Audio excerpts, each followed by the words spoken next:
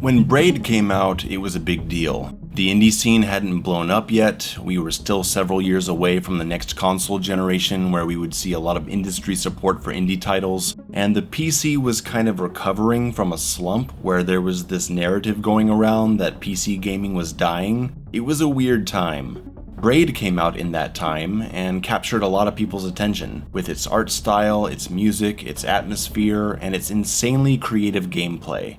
When entering each new world, there are several stations of text that tell the story through poetry, and you can read this if you like. And the point of this game is to get the puzzle pieces. There's no leveling up and no new abilities that are tied to getting these pieces, but without them, there really is no game. So you see a puzzle piece, and the game is figure out how to get it. We start very basically. Entering the first tutorial room, you can just take a moment to admire the gorgeous painted look of the world, and the music, it's wonderful. I'm gonna play through it just so you can take it in.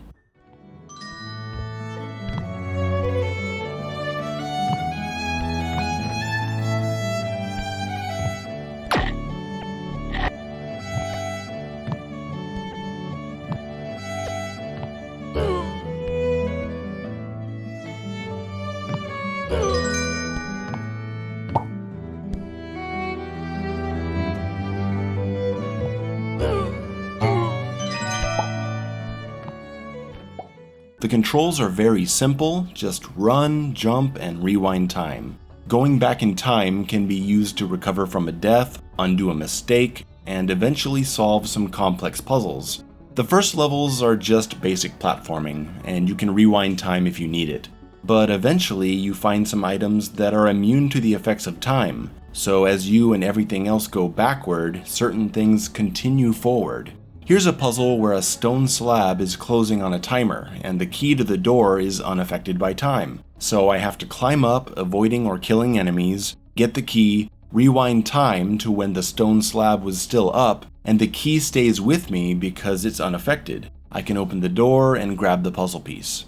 Here, there's a moving cloud that's immune, so I jump on the normal cloud and rewind time to keep myself suspended in the air while the unaffected cloud continues towards me, eventually setting up the correct space I need to make it across. As you collect puzzle pieces, you use them to complete paintings, and sometimes you can even use the images of the paintings to change the world. For example, this puzzle piece down here. How do you get it? You can't jump high enough, and there are no enemies to jump on to reach it. There's a guy up here, but he's just walking back and forth.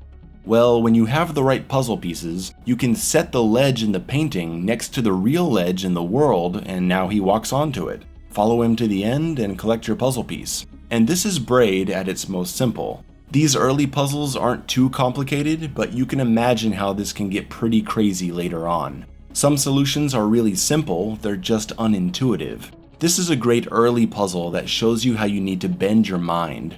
The puzzle piece is across a pit of spikes. You can't make it that far with a jump. You need to go up the ladder and jump down, but a slab is blocking you. Okay, so we flip the switch and the slab moves. We go up, but now the slab is blocking the puzzle piece. If we rewind time, we go back to where we were, but the slab doesn't because it's immune. Your first logical thought would be, okay, I'm gonna flip the switch, and as the slab is moving back, I'll run up the ladder really fast. Doesn't work. So you sit here flipping the switch back and forth, thinking, how am I gonna get up there and keep the top area free? The trick is to remember that you can put yourself in a position you want to be in, move from it, and then go back using time travel. So we hit the switch, go up the ladder, wait a few seconds, go back down by jumping over the side, hit the lever, and then rewind time to put us back where we were, and the slab stays where it is. Now you can get the puzzle piece. And this piece is also immune, so if you rewind time to get to safety, the piece doesn't reset. It's pretty cool, right?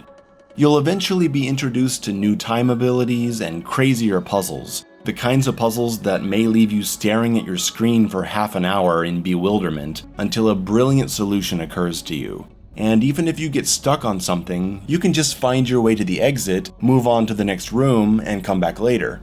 You gotta be really careful with items that are unaffected by time, especially doors and keys. If you use an immune key on a door, you can't go back in time and use that key somewhere else if you change your mind. It's done.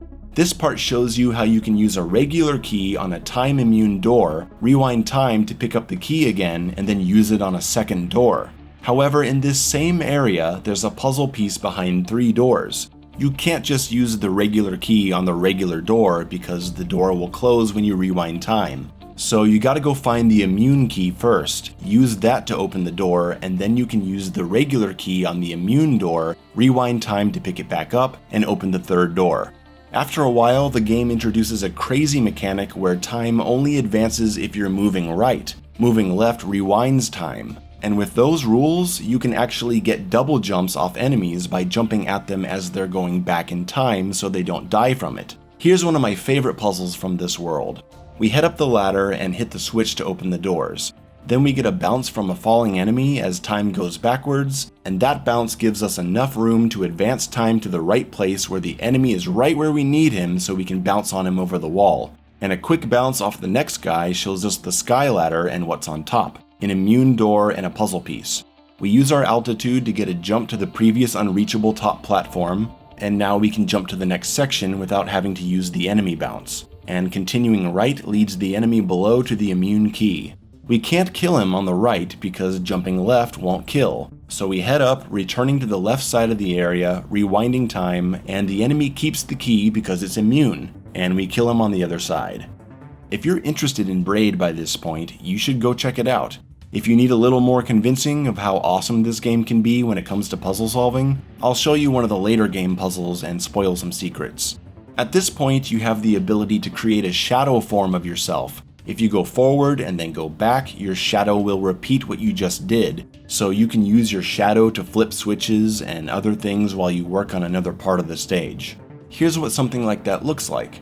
We jump off the ledge to kill the Goomba, which triggers another one to spawn from the pipe. But we need to be up there when he spawns, so we rewind time, pull the lever, and let our shadow jump down and get the kill for us, so we can use this new guy to reach the first piece. Since the bridge is now formed with a stone and a shadow, the Goomba can walk across all the way to the second piece and we can jump off him. Another guy spawns and walks across the map to the last piece, which is way up there, too far for even a double jump. So we wait for him and jump under him to push him really high, which kills us, so we rewind time again, wait for him to come back so our shadow jumps under him, and we get the air bounce to the final piece.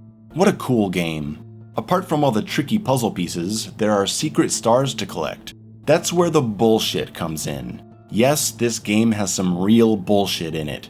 It's optional, so I can let it go, but some of this stuff is so obtuse and absurd and unforgiving that I can't blame anyone for not wanting to do it.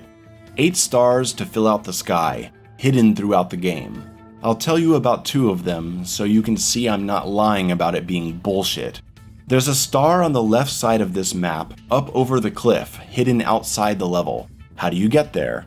Well, on the opposite side of the map, there's a cloud. This cloud, if you look at it carefully, is moving, very slowly. You have to wait for this cloud to get to the other point, and then wait till the cloud gets all the way to the other side. It takes like 2 hours. No thank you.